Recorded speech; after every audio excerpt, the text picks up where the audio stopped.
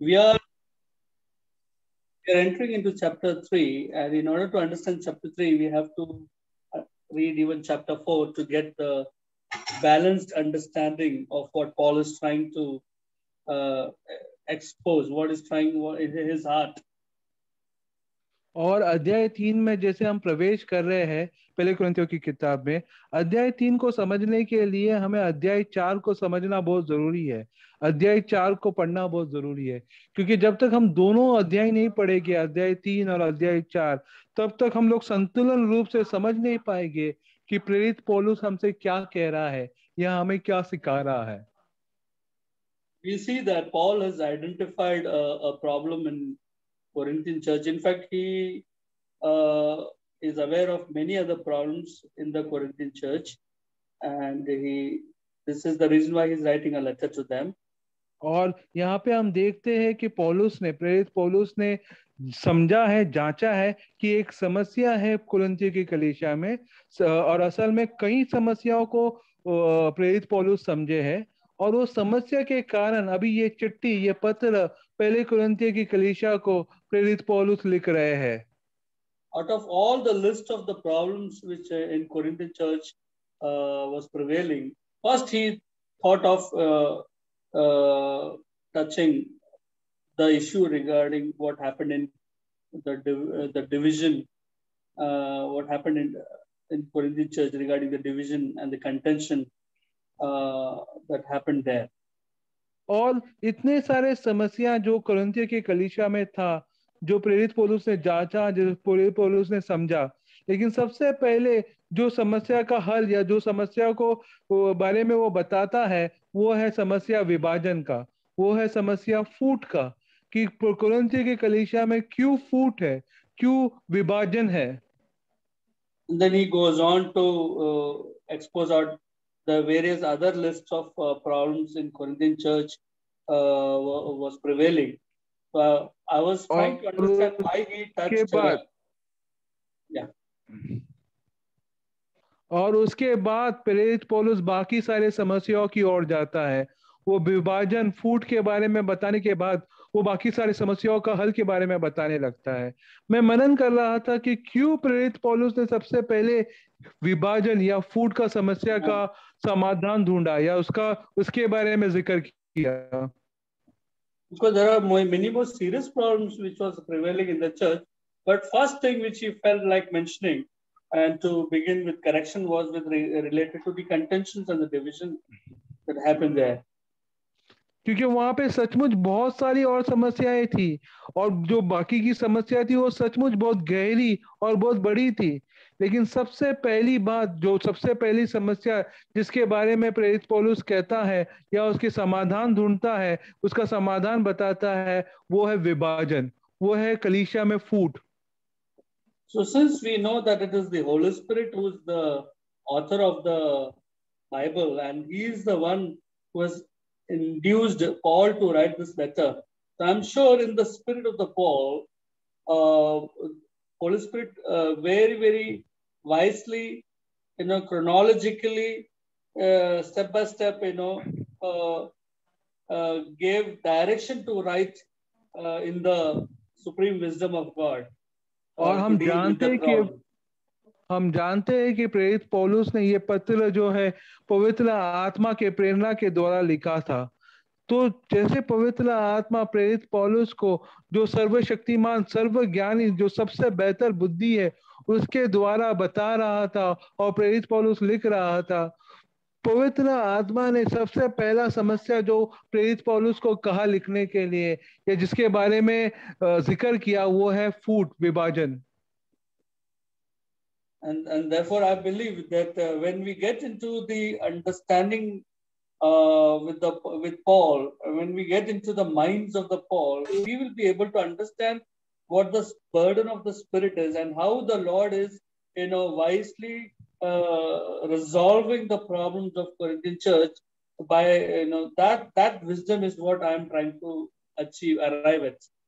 और जैसे हम लोग ये पत्रों को पढ़ेंगे, हमें समझ में आएगा कि प्रेरित पौलुस के मन में क्या है, हमें समझ में आएगा कि पवित्र आत्मा किसके बारे में बता रहा है, हमें समझ में आएगा कि परमेश्वर का क्या समाधान है, परमेश्वर का क्या हल है, क्या उत्तर है समस्याओं के लिए। Because we are studying this because the scripture makes us wise and gives us understanding and gives us direction for resolving the same issues if at all occurs in our church, local church. और हम ये पत्रों को इसलिए पढ़ रहे हैं क्योंकि परमेश्वर का वचन हमें बुद्धिमान बनाता है, परमेश्वर का वचन हमें और समझदार और Amen. ज्ञानी बनाता है, ताकि जब यही समस्या जब हमारे जीवन में आए तो हम ये समस्या का डट कर हम लोग सही रूप से उसका सामना कर सके। When any problems arise, we know there is no church which is perfect. There are a lot of problems in various churches. So among the list of the various problems in churches are how do we approach the problems? Which problem we should approach first to resolve? Which are to be encountered first for resolving? This all has to be guided by the supreme wisdom of the Lord, and we need direction from the Lord for this. और जैसे ये सारी समस्या हमारे जीवन में आता है, जैसे हम जानते हैं कि कोई भी कलीसिया जो है वो परिपूर्ण या सिद्ध नहीं है, तो ये सारी समस्या अलग अलग कलीसियाओं में आता ही है। तो जब हमारे जीवन में हमारे कलीसिया में ये सारी समस्या आए तो ये समस्या का किस प्रकार उसका सामना करना है, ये समस्या का समाधान क्या है, ये समझने के लिए ये पत्र का हम अभ्यास कर रहे हैं। The God has kept overseers in the church, and then what happens is, according to the measure of the involvement of each elder or the overseer in the church, God gives them the direction or to God gives them view of the church problems, so that they are able to introspect the problems in the church and bring it before the Lord for resolving.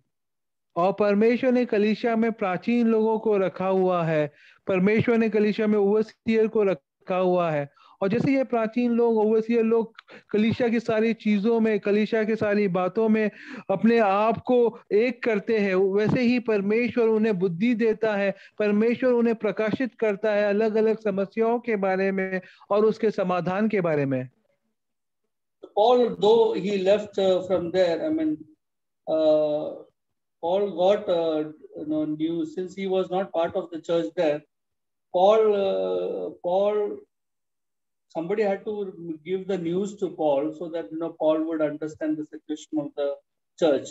Now the elders were not mature enough to shepherd the church properly, to take care of the problem of the church, because the word of God was not there. So God used Paul initially for taking care of church problems. और प्रेरित पौलुस क्योंकि वो कलीसिया में मौजूद नहीं था, वो कलीसिया में नहीं था, इसलिए जरूरी था कि कोई तो आकर प्रेरित पौलुस को बताए कि ये कलीसिया में ये समस्या चल रहा है, क्योंकि जो कलीसिया के प्राचीन लोग थे, जो कलीसिया के अगुवा थे, जो कलीसिया के बड़े लोग थे, वो कलीसिया को सही रूप से मार्गदर्शन नहीं कर पा रहे थे ये सारे समस्याओं के लिए, उनके पास सही रूप से उत्तर नहीं था, क्योंकि उस समय में वो कलीसिया में परमेश्वर का वचन नहीं था, बाइबल नहीं था।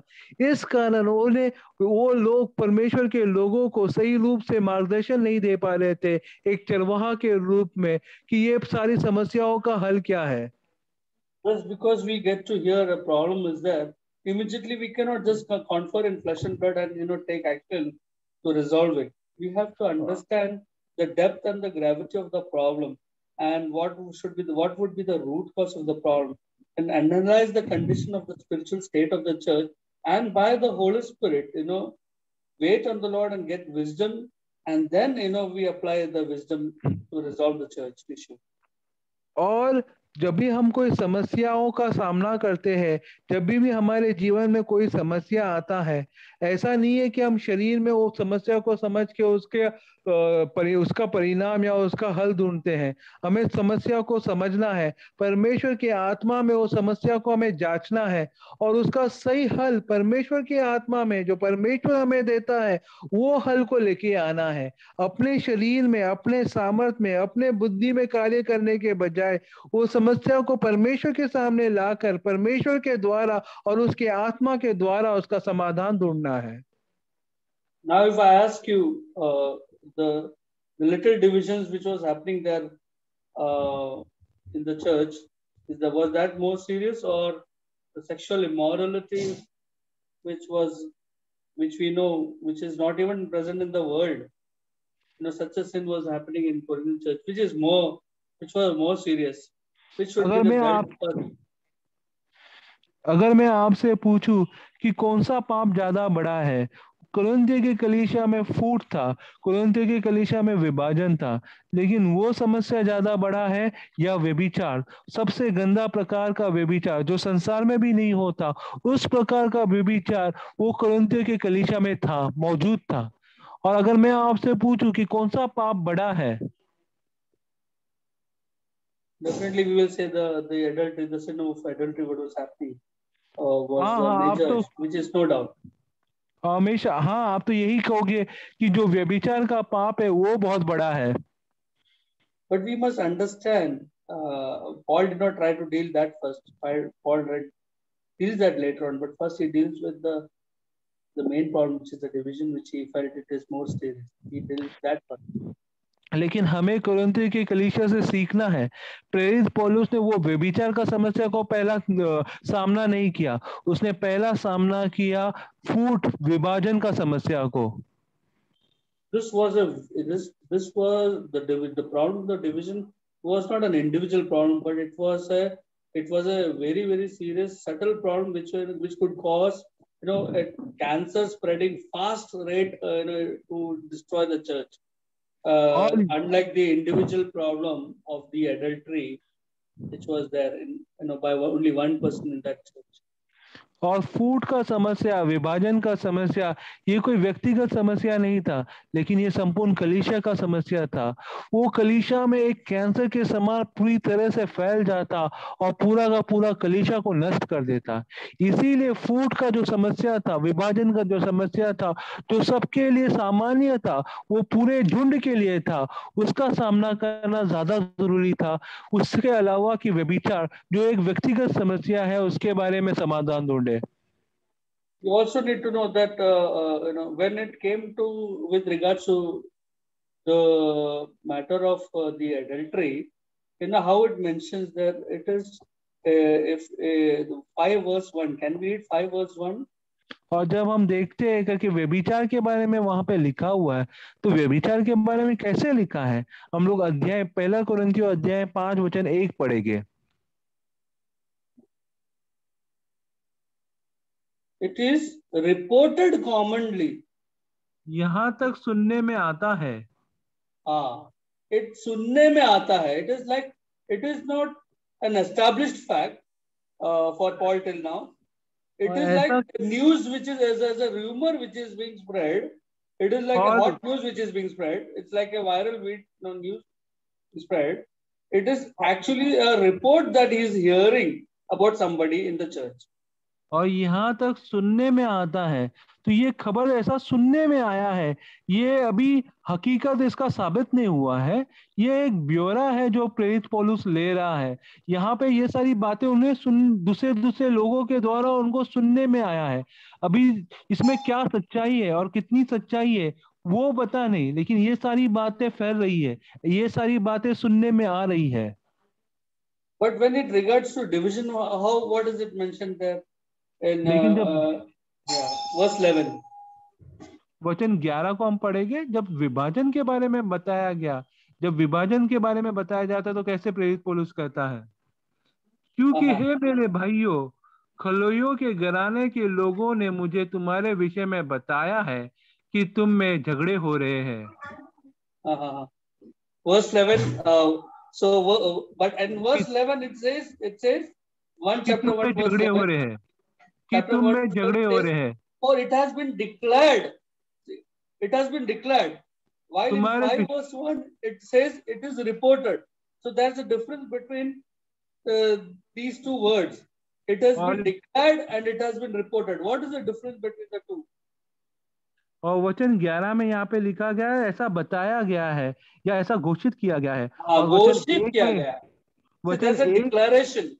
They are coming up and shamelessly telling, openly declaring. Declaring means you're voicing your opinion. It is not something which is a sin, secretly, which is there in your heart, which you have committed, but you're openly exposing it and declaring it. You're declaring, how when the umpire declares out, he openly declares, this person is out. So same way you're declaring that I am of Apollos, I am of Paul. And in this way, what a shame they were causing to the church of Corinth. और यहाँ पे हम देखते हैं कि जो विभाजन की समस्या है वो वहां पे वो लोग सब लोग मिलके खुलेआम सबके सामने घोषित कर रहे हैं। वो लोग बताते हैं अपने आप को कि हाँ मैं तो अपोलोस का हूँ, हाँ मैं तो पौलुस का हूँ, हाँ मैं तो सेफास का हूँ। ये बस खुलेआम वो घोषित कर रहे हैं। उनको कोई शर्म नहीं है इस बात का, उनको उनको उसमें कुछ भी पश्चाताप या कोई भी पछतावा नहीं है कि हमें फूट हो रहा है, हमें विभाजन है। लेकिन वो खुद सबके सामने अपने आप को घोषित कर रहे हैं कि हाँ मैं इसको मानता हूँ। But the adulterer, he did not come and declaring in front of everybody, yeah, I am committing adultery. So what? Everybody does in their heart. In this way, he is not coming and bringing shame in the Corinthian church. It is a report about him which others are speaking, which comes into the ears of Paul. That's different than what is an open declaration by people who are actually creating division. और जो व्यभिचार करने वाला व्यभिचारी है वो वहां पे आके ऐसे सबके सामने नहीं बोल रहा है कि हाँ मैं व्यभिचार करता हूँ। सब लोग अपने हृदय में व्यभिचार करते हैं और मैं शारीरिक रूप में व्यभिचार करता हूँ। ऐसा आकर सबके सामने बोल के वो कलीसिया को शर्मिंदा नहीं कर रहा है। लेकिन जो विभाजन करने वाले हैं, जो फूट करने वाले हैं, वो घोषित करते करके हाँ मैं इसको मानता हूँ, मैं इसका पीछा करता हूँ। अपने फूट के बारे में, अपने आप को अलग करने के बारे में सबके सामने घोषित कर रहे हैं, जिसके द्वारा कलीसिया को शर्मिंदा होना पड़ रहा है, जिसके कारण कलीसिया के ऊपर कलीसिया का नाम खराब हो रहा है। I hope you all are understanding the difference between what is declaring and what is being reported. मैं उम्मीद करता हूँ कि जो व्यभिचार का पाप जिसके बारे में सुना और विभाजन का पाप जिसके बारे में घोषित किया गया, उस दोनों के बीच का भेद, उस दोनों के बीच का फर्क आप समझ रहे हो। And so then Paul had to humble himself, and he has to, like a fool, he has to, like babe, he has to go down to their level to explain them, about, what is the real value, the more valuable thing in the sight of God. It is not Paul, it is not Apollos, but Christ. So, he had to come down to that level.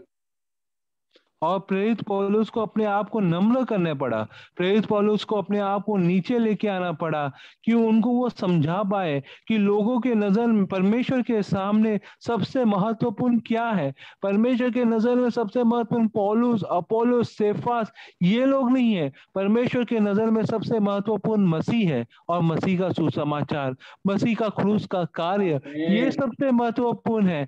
और यही बात को प्रेरित पौलुस अपने आप को नीचे करके वो कुरिन्थ कलीसिया के लोगों के सामने अपने आप को नम्र करके समझाता है।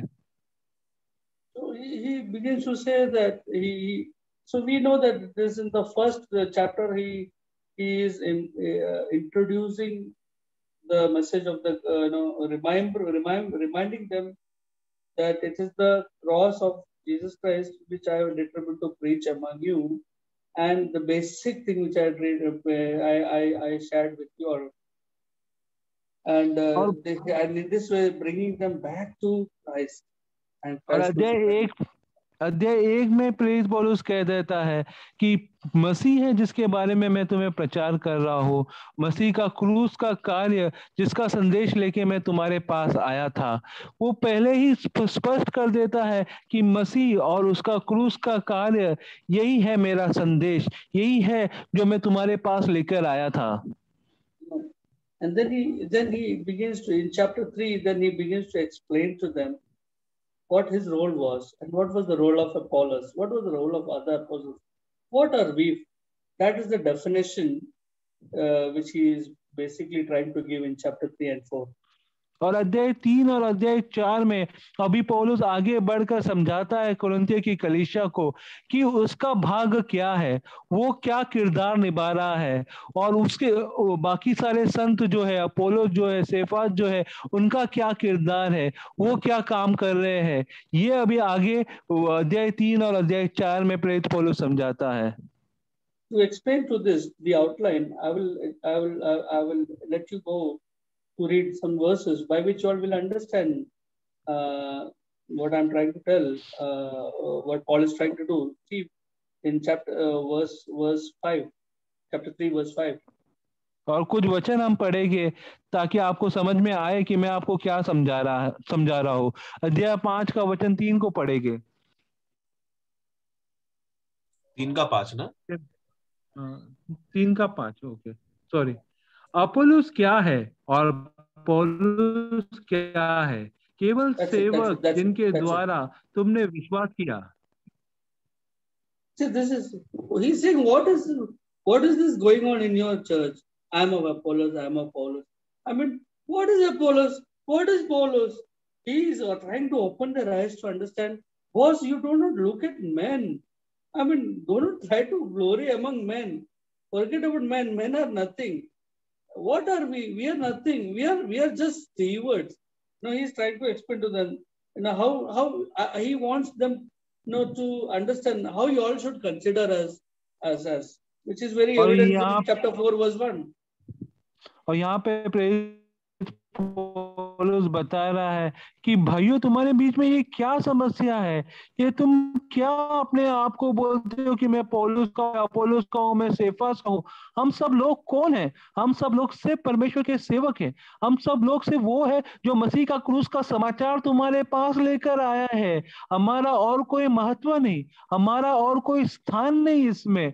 आप लोग जो आपस में झगड़ा कर रहे हो, आपस में फूट लेके आ रहे हो, अपने आप को एक अलग अलग गुट में बना रहे हो करके, मैं पौलुस का हूं, मैं अपोलोस का हूं, मैं सेफास का हूं।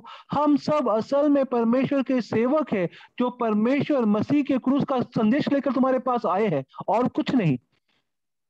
और वर्स 1, अध्याय 4 वचन 1, मनुष्य हमें मसीह के सेवक और परमेश्वर के भेदों का भंडारी समझे। उतना ही है। We are just bhandaris. We are just stewards. I don't. It is not my food. I am just a server.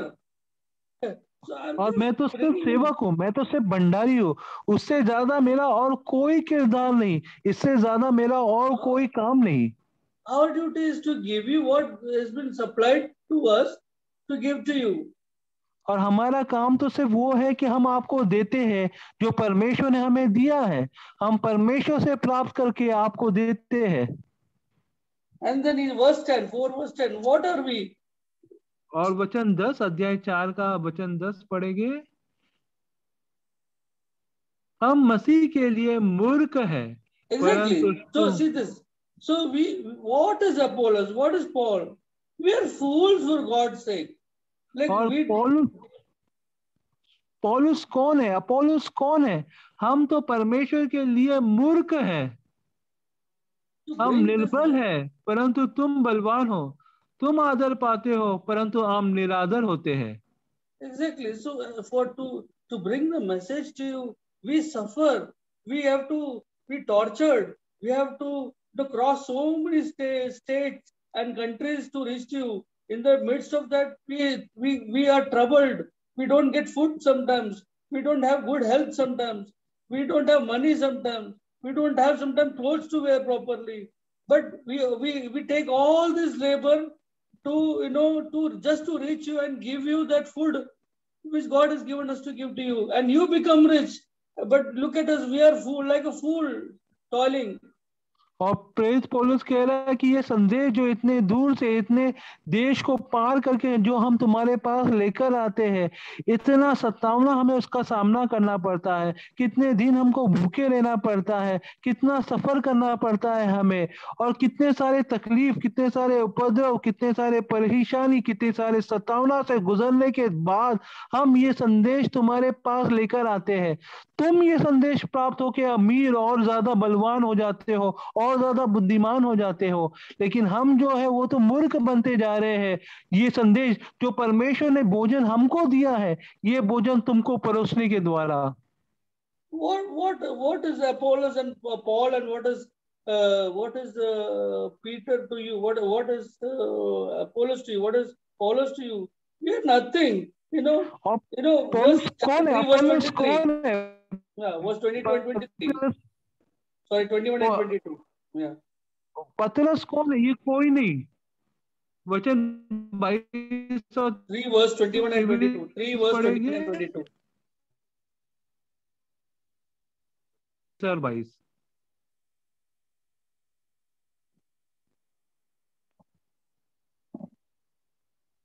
इसलिए मनुष्य पर कोई घमंड ना करे, क्योंकि सब कुछ तुम्हारा है। क्या पौलुस, क्या अपोलोस, क्या कैफा, क्या जगत, क्या जीवन, क्या मरण, क्या वर्तमान, क्या भविष्य, सब कुछ तुम्हारा है, और तुम मसीह के हो और मसीह परमेश्वर का है। He begins to give them the understanding of, that all things which God wants to give to you is what we try to come to bring you to light. What are those all things? What are the different materials which is God kept for you all? और We are there just to reveal that to you as much as it has been revealed to us. And see, everything, all things are of Christ. And see, that means everything is yours. You are of Christ. How valuable it is. You did not know this, but we came and we told you, we opened your eyes and we showed you what all things in Christ is there for you all. That is what our duty is. Like stewards, we came and served you that, and I made you understand in your platter, what all things in Christ has been given to you. और सब कुछ तुम्हारा है। यहाँ पे सब कुछ तुम्हें परोस दिया गया है, सब कुछ तुम्हें दे दिया गया है। ये सब कुछ क्या है? सब कुछ है प्रभु यीशु मसीह में। प्रभु यीशु मसीह के संदेश के द्वारा हमने सब कुछ तुम्हें परोस दिया है। सब कुछ अब तुम्हारा है और तुम मसीह में हो और मसीह परमेश्वर का है।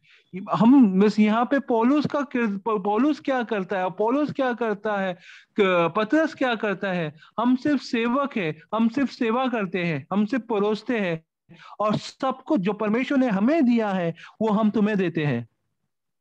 In chapter 3 verse 6 he goes on to explain. Now we are chapter 3 verse 6. अध्याय 3 का वचन से, मैंने लगाया, अपोलोस ने सींचा, परंतु परमेश्वर ने बढ़ाया है। Exactly. So I planted and Paul Apollos watered. But if God does not increase, our labor is vain. We are nothing. We just did our part of what was asked us to do. और प्रेरित पौलुस कहता है कि मैंने पौधे को लगाया, अपोलोस ने उसे सींचा, लेकिन जब तक परमेश्वर उसे बढ़ाएगा नहीं तब तक वो नहीं बढ़ेगा। अगर परमेश्वर उसे बढ़ाएगा नहीं, हमारा सारा मेहनत जो है वो व्यर्थ हो जाएगा। परमेश्वर को उसको बढ़ाना है, ये परमेश्वर का कार्य, हमारा कार्य नहीं। So then who are we? Verse 2. Verse 4. I can't see my eyes. Verse 5. So who are we? और वचन 5, हम कौन हैं? He's defining this chapter of 3 and 4 is all about trying to explain to them who they are, who is actually Apollos and Paul, who's Apollos, who is Paul, who is Cephas. Basically, this chapter is to bring them to a proper understanding, a correct understanding of how to estimate the man of God, how much to estimate. और यहाँ पे ये जो पूरा अध्याय 3 और अध्याय 4 जिसका हम अभ्यास कर रहे हैं, यहाँ पे प्रेरित पौलुस समझाना चाहता है कि हम कौन है, परमेश्वर के सेवक कौन है। पौलुस, अपोलोस और पतरस ये कौन है? हम सिर्फ और सिर्फ परमेश्वर के सेवक है, हम सिर्फ और सिर्फ परमेश्वर के भंडारी है, जो परमेश्वर से प्राप्त करके लोगों को देते हैं, लोगों को बांटते हैं। You know what he estimated, how Paul estimated about himself? Look at verse 7. और वचन 7 में प्रेरित पौलुस अपने बारे में क्या कह रहा है? इसलिए न तो लगाने वाला कुछ है और न सींचने वाला, परंतु परमेश्वर जो बढ़ाने वाला है। Look at this. Look at the humility. Look at what apostle is considering about himself. Like he knows for sure that not because of not I'm nothing. Not because I did something and I'm somebody great in the kingdom now, in the ministry, I'm having a good position now. Nothing. If God doesn't interfere and if God doesn't bless us and if God doesn't give increase, all our ministry is just waste. और यहाँ पे प्रेरित पौलुस क्या कहता है? प्रेरित पौलुस बोलता है करके मैं पौधा लगाता हूँ, कोई और उसे सींचता है, लेकिन परमेश्वर है जो बढ़ाता है। अगर परमेश्वर कार्य करेगा नहीं, अगर परमेश्वर अनुग्रह देगा नहीं, अगर परमेश्वर की दया नहीं होगी, तो सारा काम, सारा मेहनत, हमने जो पौधा लगाया है, किसी और ने उसे सींचा है, सब कुछ जो है वो व्यर्थ हो जाएगा, सब कुछ जो है वो नष्ट हो जाएगा। परमेश्वर को बढ़ाना है, परमेश्वर को उसे आशीष देना है, परमेश्वर को उसके ऊपर दया दिखाना है, और फिर ही परमेश्वर का कार्य संपूर्ण होता है। So we did our part, but you slowly moved on to start comparing us, comparing with the philosophers and those who are those times attracted to wise sayings and wise teachers and philosophy of way of life teachers and all those things. So then he openly declares in chapter 1 and 2 that they are nothing, they are fools, they are fools. Now, and what we have to offer to give you is something which is divine, which is the supreme wisdom, and we are the servants, we are the stewards of that supreme wisdom, and we gave you that wisdom and served you that wisdom, is what Paul is trying to explain in chapter 3 and 4. और प्रेरित पौलुस समझाना चाहता है कि हम तो सिर्फ तुम्हारे पास मसीह का क्रूस का संदेश लेकर आए थे और तुम हमें ज्ञानी समझने लगे, तुम हम लोगों को वो जीवन शैली के शिक्षणों के साथ उसकी तुलना करने लगे, तुम्हें ऐसा लगने लगा कि हम कोई अलग प्रकार का ज्ञान लेकर आपके पास आए हैं, पर ऐसा नहीं है। हम तो परमेश्वर के नजर में मूर्ख है, हम तो परमेश्वर के नजर में निर्बुद्धि है, हम तो परमेश्वर के नजर में कुछ है ही नहीं। परमेश्वर ये जो है, ये परमेश्वर का सबसे बड़ा ज्ञान है, ये परमेश्वर का सबसे बड़ा बुद्धि है, जो मसीह का क्रूस का कार्य है, जो हम तुम्हें प्रचार कर रहे हैं, जो हम तुम्हें बताते हैं। And this is how God is feeding the church, and this is how God is feeding and building up the church. The food which we supplied to you as good steward, you all are now supposed to eat that food and distribute the food with one another, with brothers and sisters who are connected to you. And in this way, this food should be supplied and nicely chewed, and the nourishment should reach to every part of the members of the body, to joints and marrows, supplying the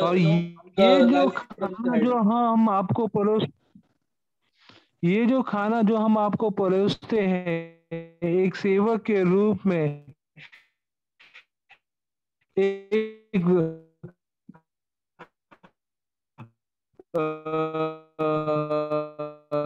सेवक रूप में जो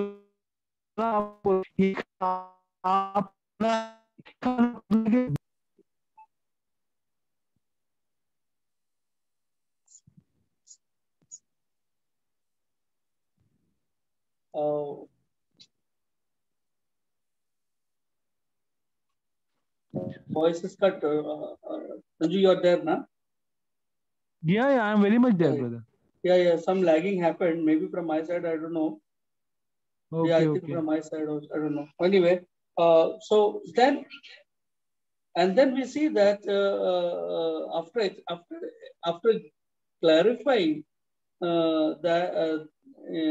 explaining to them, defining them how they are ought to see these men of God as, then he begins to slowly make them understand that now why we are doing this is because we are called to do that, and as we faithfully do, we will have a reward from heaven for having done that work faithfully.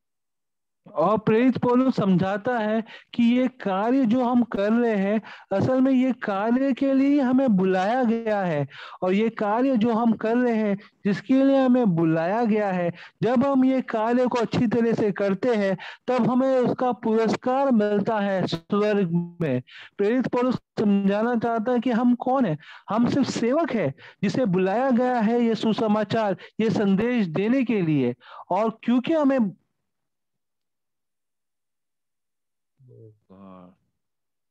Sanjay lagging और मी lagging. Okay okay, हम दे ये संदेश देने के लिए हमें बुलाया गया है, और यही संदेश हम देते हैं। And so then he tries to make them understand that if I faithfully do, then God knows. No other man can appreciate it, and but God knows, and He will reward me according to my faithfulness, how well I do my work. And then He explains to them that the reward is on the day of Christ, when Christ will give. That will not be decided today. Who did the best job. So today you don't please start judging and ranking. Oh, Apollos is the best, or Paul is the best, or Cephas is the best. No. Let everybody work faithfully now according to the measure of responsibility God has given to them. And one day we all ministers will be judged on that day of Christ, and each one will receive reward according to how he did. और प्रेरित पौलुस समझाता है कि जो सुसमाचार हम आपको बता रहे हैं, जैसे ये सुसमाचार हमारे विश्वास के द्वारा हम आपके बीच में प्रचार करते हैं, हमें जिस दिन मसीह वापस आएगा हमें उसका पुरस्कार मिलेगा। लेकिन वो दिन किसे बड़ा क्या पुरस्कार मिलेगा, किसे कितना पुरस्कार मिलेगा, वो उसी दिन मालूम पड़ेगा। आज तुम लोग उसे तय मत करो कि हम में से बेहतर कौन है, हम में से अच्छा कौन है, कि कौन बड़ा है कौन छोटा है। तुम आज मत तय करो, ये परमेश्वर, जब परमेश्वर को पुरस्कार देना रहेगा, परमेश्वर तय करेगा। परमेश्वर अपना हमारे कार्यों के अनुसार हमें पुरस्कार देगा। लेकिन आज तुम अपने बीच में ये विभाजन, ये फूट मत लेके आओ कि मैं इसका हूं, मैं उसका हूं, ये बेहतर है, ये अच्छा है, पौलुस बड़ा है, नहीं सिफस बड़ा है। नो, वो आज नहीं निर्णय लिया जाएगा, लेकिन प्रभु यीशु मसीह हर एक का कार्य को परखेगा, तब प्रभु के रिपोर्ट कार्ड में पता चल जाएगा कि कौन कितना काम कैसा किया है। तब प्रभु प्रशंसा परमेश्वर से आएगी। आमीन आमीन। इसका हम लोग वचन 13, when we read verse 13 we understand that. We read verse 13. और वचन 13 जब हम पढ़ते हैं तो तब हमें समझ में आता है। Verse 13. तो हर एक का काम प्रकट हो जाएगा, क्योंकि वो दिन उसे बताएगा। इसीलिए कि आग के साथ प्रकट होगा, और वो आग हर एक का काम परखेगा कि कैसा है। So we see that if there is a plan, then only somebody who can come and water the plant. If there is no plant, no matter how much water he comes and pours on the field, will that ministry, will that reward, will there be any reward for him? Will that be any ministry used for? और अगर पौधा होगा तो ही कोई आकर उसे सींचेगा, तो ही कोई आकर उसमें पानी डालेगा। अगर पौधा ही नहीं होगा तो क्या वहां पर कोई उसे पानी डालेगा, क्या कोई उसे सींचेगा? So I was given the first task of planting. I was the one who laid the foundation first. I was the one who first came to you with the gospel of Christ. It was I who introduced Christ to you. And so the rest of the ministers came and they built upon the basic foundational work which I did. इसीलिए understand the difference of the ministry between mine and the other apostles. Here he goes a little deeper and try to explain to them the nature of the work which he did, which differs from others. और इसीलिए प्रेरित पौलुस Corinth की कलीसिया को समझाता है कि मुझे यहाँ पे लेके प्रभु ने भेजा था कि मैं मसीह के क्रूस का संदेश तुम्हें सुनाऊं। मैं जो हूँ वो पौधा को पौधा को लगाता हूँ, मैं हूँ जो आके यहाँ पे संदेश को सबसे पहले तुम्हें सुनाया, मैं हूँ जो आके बुनियादी काम करता हूँ, मैं आके यहाँ पे बुनियाद बनाता हूँ। फिर जो बाकी के सेवक है, फिर जो बाकी के प्रेरित है, और पौलुस, पतरस, वो लोग आए और ये पौधा को और बड़ा करने लगे। वो आए और जो मैंने बुनियाद डाला था, जो मैंने बांधा था, उसके ऊपर और बांधने लगे। यहाँ पे प्रेरित पौलुस समझाने चाहता है कि मेरी सेविकाई और बाकी सारे संतों की सेविकाई किस प्रकार अलग थी। मेरा काम था यहाँ पे आकर, कुरिन्थियों में आकर कलीसिया का स्थापना करना, कलीसिया का बुनियाद रखना, और फिर आगे आके जो दूसरे सेवक है, पतरस और पौलुस, उन्होंने उसी बुनियाद के ऊपर इमारत को बनाया, उन्होंने उसी पौधे के ऊपर पानी डाला, उसको सींचा। He tries to figuratively explain to them, the kind of ministry each one has and what work each one did. And he begins to say that like Corinthian church is like a field. And what did I do? I came and laid the foundation. I sowed the seed. I planted the plant, and then what others came. They built upon the foundation which I laid. So please understand the difference. We all did our part. We are nothing, but what part of work we did, please try to understand. It's everything is important, but understand the role of what we played. और यहाँ पे प्रेरित पौलुस जो है वो दृष्टांत के द्वारा कुरिन्थी की कलीसिया को समझा रहा है। वो बता रहा है कि कुरिन्थी की कलीसिया एक खेत के समान है, और हम सारे के सारे लोग जो है वो खेत के मजदूर है। हम जो सारे संत है वो खेत के मजदूर है। मैं सबसे पहले आया इस खेत में और मैंने सबसे पहला पौधा लगाया। मैं आया इस खेत में और मैंने सबसे पहले बुनियादी काम किया। हम सारे सेवक कौन है? हम सारे सेवक कुछ भी नहीं है, कुछ भी नहीं है। ये परमेश्वर है जो पौधा को बड़ा करता है। ये परमेश्वर है जो ये सारे कामों को, सारे कार्यों को आशीष देता है।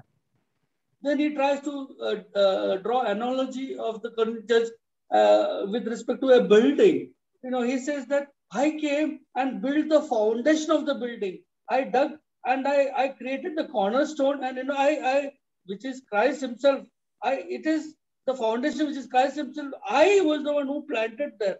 The cornerstone, the foundation upon which the rest of the laborers came and they built up the building upon the basic foundation which I first put there. Please understand my difference between my work and the others. और फिर प्रेरित पौलुस दूसरा दृष्टांत का इस्तेमाल करता है और वो बोलता है कि कुरिन्थी की कलीसिया जो है वो एक इमारत के समान है, और मैं सबसे पहले, और मैंने वहां पे वो कोने के सिरे का पत्थर जो प्रभु यीशु मसीह स्वयं है, वो बुनियादी पत्थर को रखा। मैंने सबसे पहले वो कोने के सिरे के पत्थर को लगाया। मैंने सबसे पहले वो बुनियादी पत्थर को लगाया, और उसके बाद बाकी मजदूर आए, बाकी सारे प्रेरित आए और उस कोने के सिरे के पत्थर के ऊपर इमारत को बांधने लगे। See verse 9, 10, 11.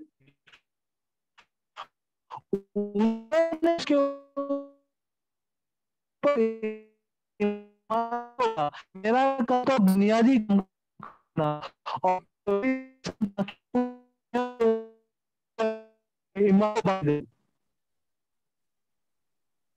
So we completed verse 9, 10, 11. Sorry, okay, I missed that. Verse 9, 10, 11, no? Okay. And he that planteth and he that watereth are of one, and every man shall receive his own reward according to his own labor. So we are laborers together with God. You are God's husbandry, and we are God's husbandry. You are God's building. According to the grace of God which is given unto me as a wise master builder, I have laid the foundation, and another buildeth thereon. But every man may take heed how he builds thereupon. क्योंकि हम परमेश्वर के सहकर्मी हैं, तुम परमेश्वर के खेती और परमेश्वर की रचना हो। परमेश्वर के उस अनुग्रह के अनुसार जो मुझे दिया गया, मैंने बुद्धिमान राजमिस्त्री के नाई नींव डाली, और दूसरे उस पर श्रद्धा रखते हैं, परंतु हर एक मनुष्य चौकस रहे कि वो उस पर कैसा श्रद्धा रखता है, क्योंकि उस नींव को छोड़ जो पड़ी है और वो यीशु मसीह में है, कोई दूसरी नींव नहीं डाल सकता। And in this way, then he explains that now I did the foundation. For rest of the laborers, Apollos and Cephas, they came and they built upon my foundation. And then from there on, further building, is all built by y'all. Y'all did it, you know. So how they did it, that is according to that, y'all will be rewarded. And one day, on the day of Christ, everybody's work will be tested by fire. And according to each one's work, y'all will be rewarded. Your reward will come from the Lord. Your appreciation will come from the Lord. That day it will be decided in the Lord's report card, who is greater and who is smaller. और प्रेरित पौलुस कहता है कि मैंने आया था और मैंने वहां पे नींव का पत्थर को रखा, मैंने वहां पर आकर बुनियाद के पत्थर को रखा, और फिर बाकी के सारे संत आए, बाकी के सारे प्रेरित आए और मेरे सहकर्मी बनकर मजदूरी करके उन्हें उसी बुनियादी पत्थर को किया। अभी और उसी ढांचे के द्वारा परमेश्वर ने तुम्हें सबको आशीष दिया है, तुमने सबने उसी इमारत के द्वारा प्राप्त किया है। अभी अंतिम दिनों में जब परमेश्वर हमारे कार्यों को हम सब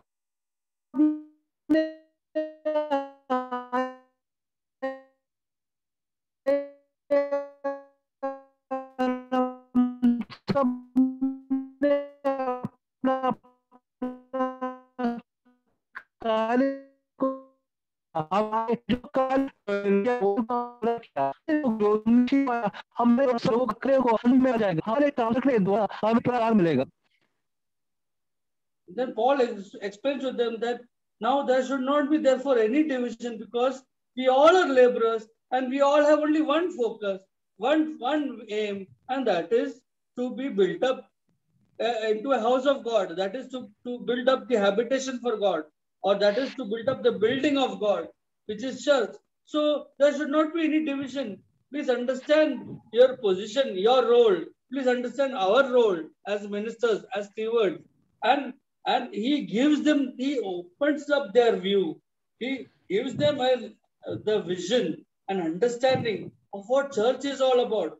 So when they saw this, then they were delivered greatly, that we should not be contending and fighting and biting each other one another, because we all are part of one. We are all part of one. और प्रेरित पौलुस यहाँ पे कह रहा है कि मैंने यहाँ पे आके बुनियाद रखा और बाकी के सारे लोग मजदूर बन के, बाकी के सारे प्रेरित लोग, बाकी के सारे संत आकर मजदूर बन के वहां पे उस इमारत को उन्होंने तैयार किया है। तो हम सब कौन है? हम सब सिर्फ सेवक है, हम सब सिर्फ सहकर्मी है, हम सब सिर्फ मजदूर है, और हमारा सिर्फ एक ही मकसद है, वो है इमारत को तैयार करना, परमेश्वर के भवन को तैयार करना, परमेश्वर के घर को तैयार करना। परमेश्वर का घर क्या है? परमेश्वर का घर कलीसिया है, और हम सारे मजदूर लोग मिलके, हम सारे सेवक लोग मिलके, हम सारे जो संत है, हम मजदूरी करके, सेविकाई करके बस परमेश्वर का ये घर को तैयार कर रहे हैं परमेश्वर के लिए। So please understand and try to understand your role. You all are laborers. So if you all are laborers and the laborers fight with one another, then how can the building be built up? And then तो समझो कि तुम्हारा कार्य क्या है, तो समझो कि तुम्हारा किरदार क्या है। तुम तो सिर्फ एक मजदूर हो, तुम तो सिर्फ एक सहकर्मी हो, तुम तो सिर्फ काम करने वाले लोग हो, और हमारा काम क्या है? परमेश्वर का भवन को बांधना। अगर मजदूर लोग ही आपस में झगड़ा करने लग जाएंगे, अगर मजदूर लोग ही आपस में फूट लेकर आएंगे, वाद विवाद करेंगे, तो वो परमेश्वर का इमारत, परमेश्वर का भवन, परमेश्वर का घर कभी तैयार नहीं होगा। Everybody now with one heart, with one mind, just now focused to only build up the body of Christ. Let everybody who are seated here have only one focus, that the body of Christ be built up. और सारे लोग, सारे भाई, सारे संत, सारे मजदूर, सब लोग एक मन होकर, सब लोग एक निर्णय लेकर, सब लोग एक मन के साथ, अभी सिर्फ एक ही हमारा उद्देश्य है, एक ही हमारा मकसद है, और वो है परमेश्वर का भवन को बांधना, परमेश्वर के घर को तैयार करना, परमेश्वर की इमारत को खड़ा करना। यही हमारा मकसद है, यही हमारा एक मन होकर कार्य है। that is God taking room and dwelling into the spirits of all the brothers come together, and all the brothers in spirit come together to only focus how we can let Christ corporately dwell among us, how we give the King of Kings and the Lord of Lords the gate open to receive and dwell among us, how we all together, come together in the spirit, welcome our Lord, and gaze at the beauty of the glorious temple which He is building in our spirit, which He has, purchased by His own blood, and daily sanctifying it, so that the temple becomes a beautiful place for God's habitation in तो ये spirit. So सारे भाइयों को परमेश्वर अपने आत्मा के द्वारा भर के, और सारे भाई जो परमेश्वर के आत्मा से भरने के द्वारा अभी एक उद्देश्य, एक मकसद के साथ कि हाँ, हमें परमेश्वर का भवन को, परमेश्वर के मंदिर को, परमेश्वर के घर को तैयार करना है। जब सारे भाई एक मन हो जाते हैं, और जब परमेश्वर अपने आत्मा के द्वारा सारे भाइयों में वो एकता लेकर आ जाता है, तब समझो कि परमेश्वर की मंदिर की खूबसूरती क्या होगी। तब समझो परमेश्वर का भवन कितना सुंदर, कितना खूबसूरत होगा। परमेश्वर का ये इमारत, परमेश्वर का ये मंदिर, परमेश्वर का ये घर कितना बेहतर और कितना अच्छा दिखाई देगा, जब सारे भाई एक मन होकर परमेश्वर के एक आत्मा।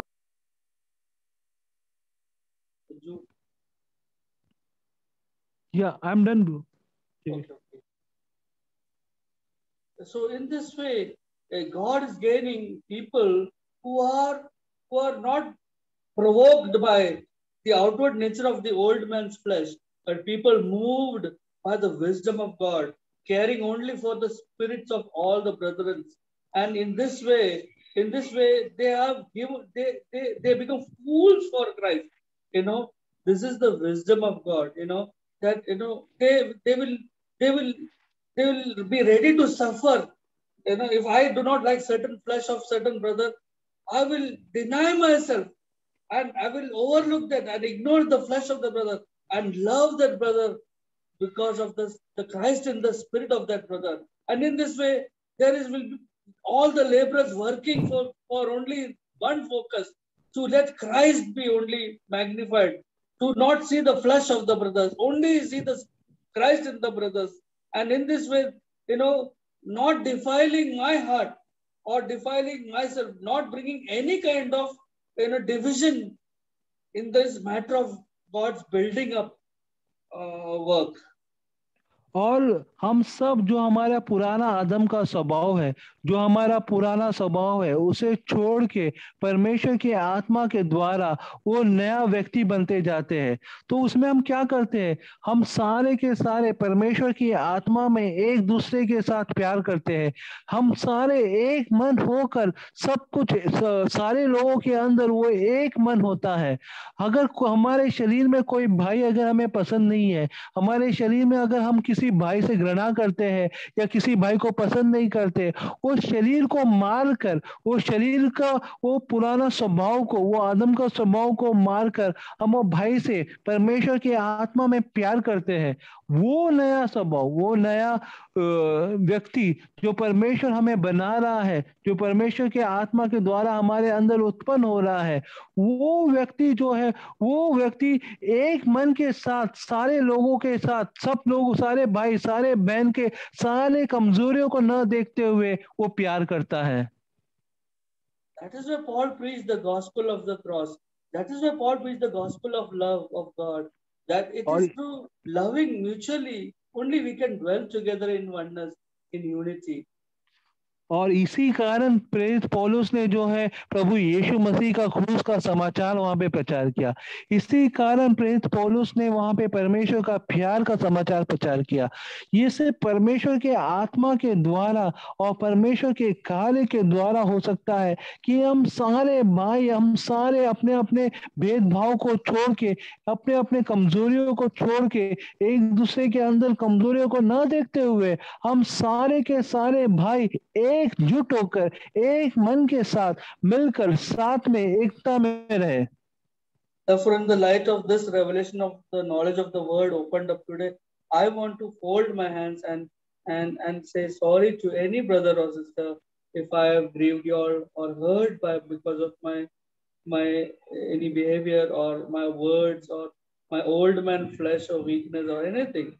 Brothers, let us all love one another and dwell in oneness and in unity. For that is what the message of the Paul is in this. और ये परमेश्वर के वचन का रहस्य का प्रकटीकरण के द्वारा, ये परमेश्वर का ज्ञान का प्रकाशन के द्वारा मैं आज आप सारे भाई बहनों से अपना हाथ जोड़कर माफी मांगता हूँ, विनती करता हूँ। अगर मैंने किसी को यहाँ पे दुखाया है, अगर मैंने किसी को यहाँ पे चोट पहुंचाया है या ठेस पहुंचाया है तो मुझे माफ करना।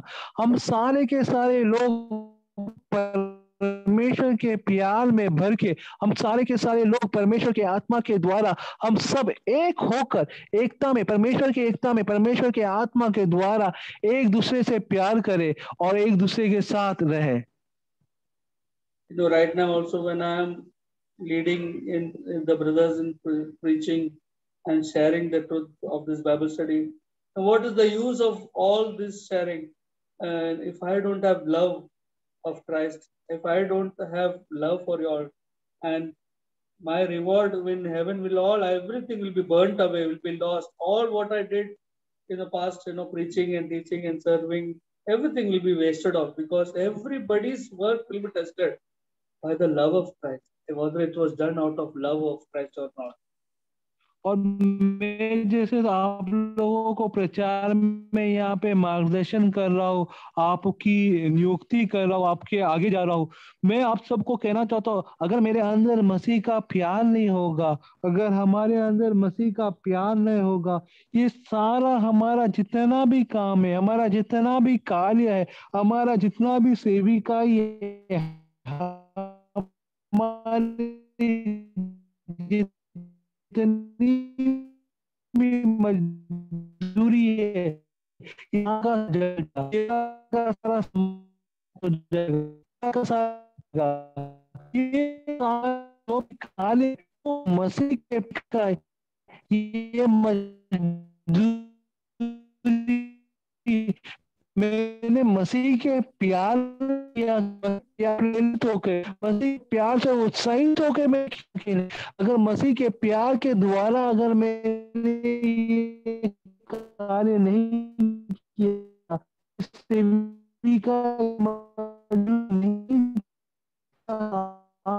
जो है वो चलेगा। So in verse 15 it says, if anyone's work which he has built on it endures, then only he will receive a reward. It should endure till end. और वचन 15 में, और यदि किसी का काम जल जाएगा तो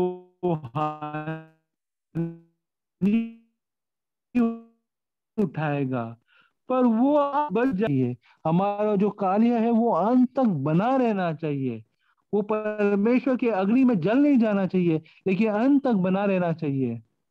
What does it mean to endure till the end? What does it mean? It means उसका अर्थ क्या है कि अंत तक बना रहना। each one of us as laborers have a different roles to play, and according to each one's calling, when we have to faithfully be complete till the course, the course is completed. We have to faithfully minister. We have to faithfully serve, and in this building of God, and when we do it till in the end, our praise will come from the Lord on the day of Christ, when our work will be tested by fire. and our God will reward us. No, so that is how it is. We should not go halfway. Little problem comes, little contention comes. Boss, I don't want to serve you. I am finished. I'm going another church. और हम जो सारा कार्य करते हैं, हम जो सारी सेविकाएं करते हैं, वो मसीह के प्यार के द्वारा, मसीह के प्यार के प्रेरणा और उत्साह के द्वारा हमें करना है।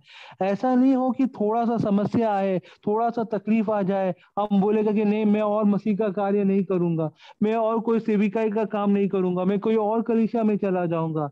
ऐसा नहीं है। हमारा सारा कार्य अंत तक बना रहना चाहिए, जो प्रभु के अग्नि में जांच के द्वारा भी वो खड़ा रहे। The person is being slapped, he's been mocked, he's been looked down upon people, nobody even cares for him.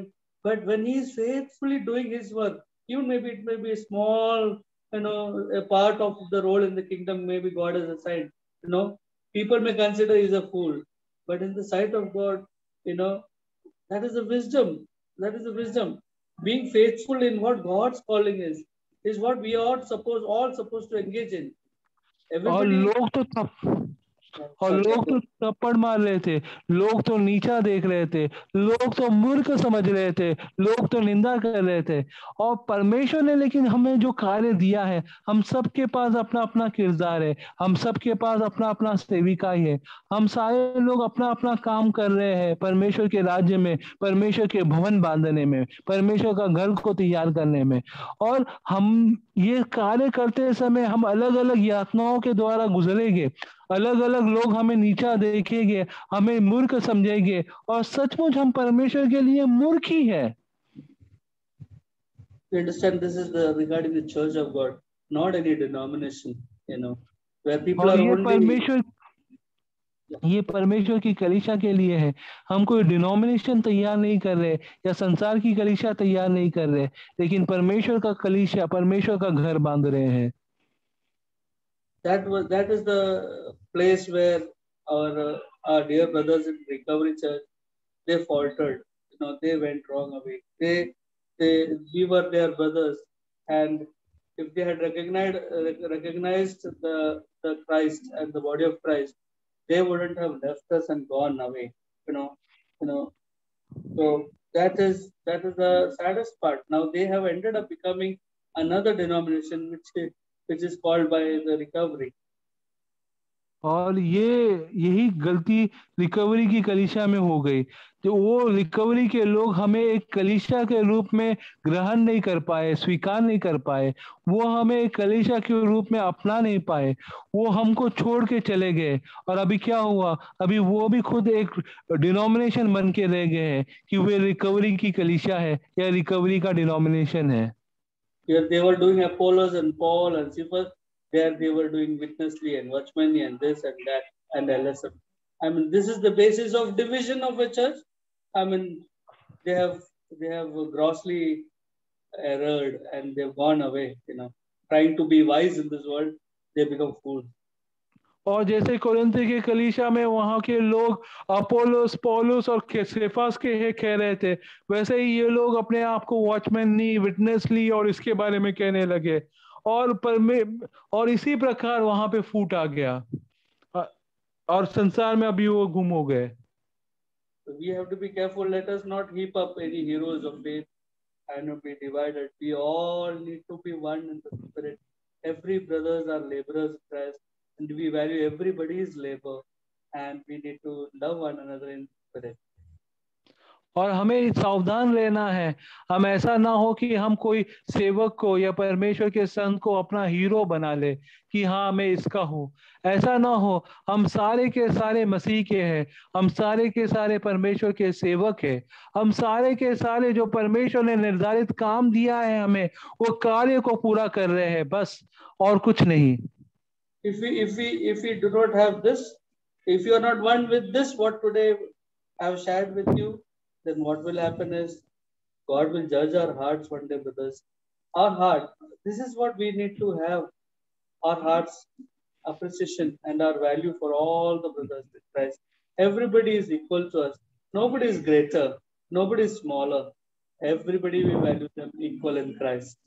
और ये जो मैंने आज आपके साथ बांटा है, ये जो रहस्य जो मैंने आज आपको दिया है, अगर ये रहस्य, ये ज्ञान आपके हृदय में नहीं है कि हम सब सारे भाई सारे बहन मेरे लिए एक समान है, कोई मेरे लिए बड़ा नहीं, कोई मेरे लिए छोटा नहीं, कोई मेरा हीरो नहीं, हम सारे के सारे सेवक है, हम सारे के सारे भंडारी है, हम सारे के सारे मजदूर है, और हम सब एक दूसरे को एक ही पैमाने में, एक ही अनुसार प्रेम करते हैं। हमारे लिए कोई बड़ा नहीं, कोई छोटा नहीं, हमारे हृदय में कोई भी हीरो नहीं, लेकिन सबके लिए हमारे अंदर सिर्फ मसीह का प्यार है। And then we will go to chapter 4. There are other things. Paul extends his out of his love for the Corinthian church. He explains to them, the relationship of his and church with Corinth is not like any just normal relationship like other servants of God. He was the one who introduced. अध्याय 4 में प्रेरित पौलुस समझाता है कि उनका प्रेम कुरिन्थियों कलीसिया के लिए, कि वो था जिसने जाके कुरिन्थियों को सबसे पहले सुसमाचार सुनाया, मसीह का क्रूस का संदेश सुनाया।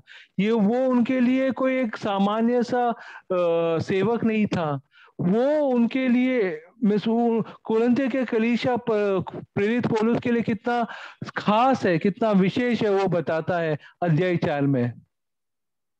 He introduced himself like Father, I have begotten you, and you are like my spiritual children, and this is my relationship. I birthed you in the kingdom. My relationship with you is not like a teacher and student, like a steward and customer, or like a laborer and master. It's not like that. I gave you like a fatherly love. I birthed you. I have a very high special, and my position is different than the others. Apart from servant of God, apart from ministry, I am also a father to you, which others do not have that position. और प्रेरित पौलुस यहाँ पे कुरिन्थियों की कलीसिया को समझाता है कि मैं किस प्रकार तुम्हारा पिता हूँ, मैं तुम्हारा आत्मिक पिता हूँ, मैंने तुम्हें जन्म दिया परमेश्वर के राज्य में, मैंने तुम्हें परमेश्वर का समाचार दिया, मैं तुम्हारे लिए मैं सेवक तो हूँ, हाँ मैं तुम्हारा भंडारी तो हूँ, हाँ मैंने परमेश्वर ने जो मुझे दिया था मैंने तो वो तुम्हें आके परमेश्वर का वही संदेश सुनाया, लेकिन तुम मेरे बच्चों के समान हो, मैं मेरे अंदर तुम्हारे लिए एक पिता जैसे बच्चों से प्यार करता है, एक पिता जैसे अपने खुद के बच्चों से प्यार करता है, उसी प्रकार प्रेरित पौलुस जो है वो कोरिन्थियों की कलीसिया से प्यार करता था। Lord, when I read chapter 4, and when God made me to enter into the minds of Paul by His grace, by in the Spirit, I could not stop. I had to cry. I mean, tears started coming out.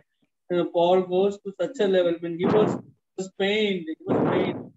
He did not, because Corinthian people, when they started making such kind of lousy comparison, it was so. For him, he had to come down to such a low level, like fool, to explain to these fools, Corinthians who are babes in carnal.